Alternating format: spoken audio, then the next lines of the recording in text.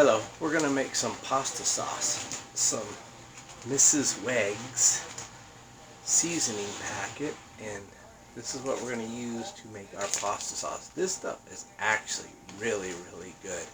It makes really good spaghetti sauce. Anyway, I picked some of my tomatoes that I grew from seed, and I got a big old bowl right here. And what's nice, these are their Gurney sauce tomatoes, and they are so big. Let's go ahead and take a look inside those.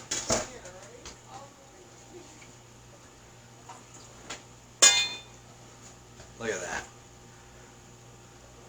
There is barely any seeds. It's all meat.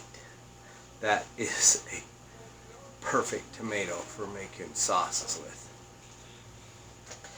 It's actually pretty simple to make spaghetti sauce with the pre-made mixes like that. First you get some water boiling. You rinse off a handful of tomatoes and put in there. So what I'm going to do is boil them for 3 minutes, and then the skin will just peel right off. And I will put them in a blender and puree them. Okay, they've been boiling for 3 minutes. Take them out, put them in some cold water in the sink.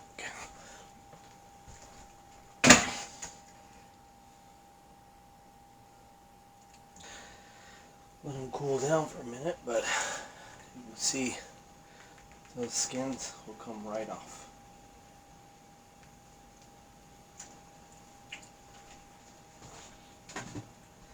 And I'll stick them right into a blender.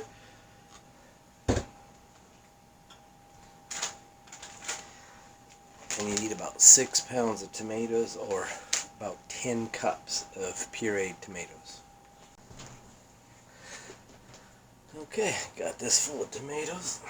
Alright, my 6-cup line is right here, so I'll add a few more tomatoes.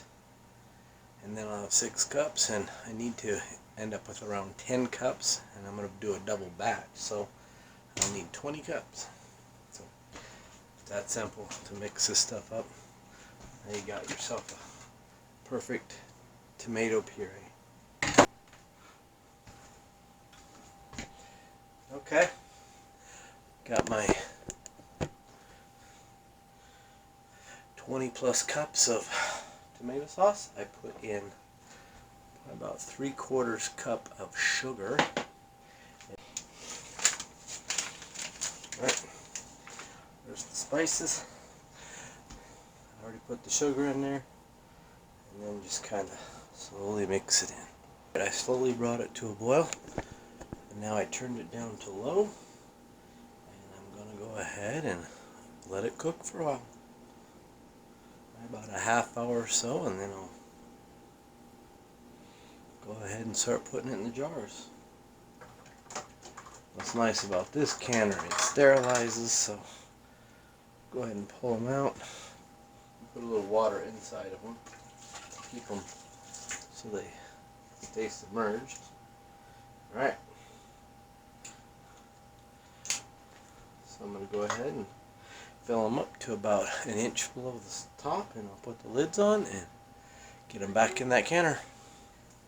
Make sure when you put the rings on them, you only put them on finger tight, just like this, and that's it. Keep them 1 inch below the top of the jar. Make sure you use grabbers because it is hot.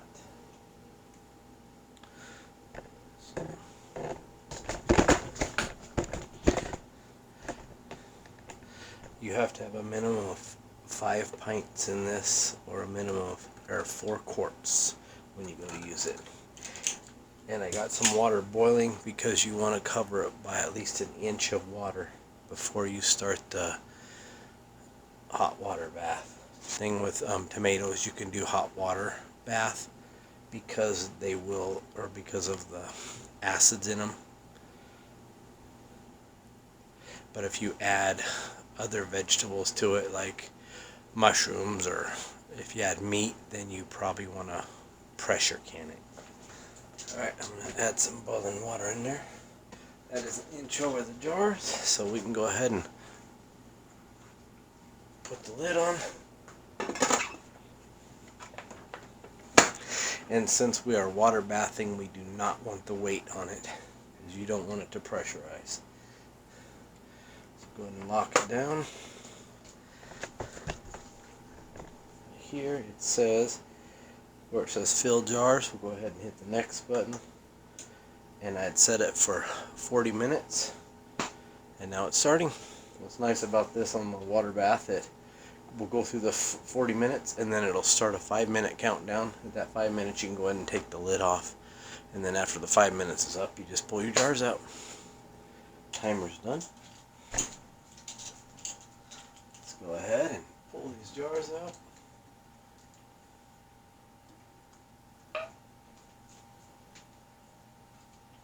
It's funny how as soon as they hit the cold air, they start sealing.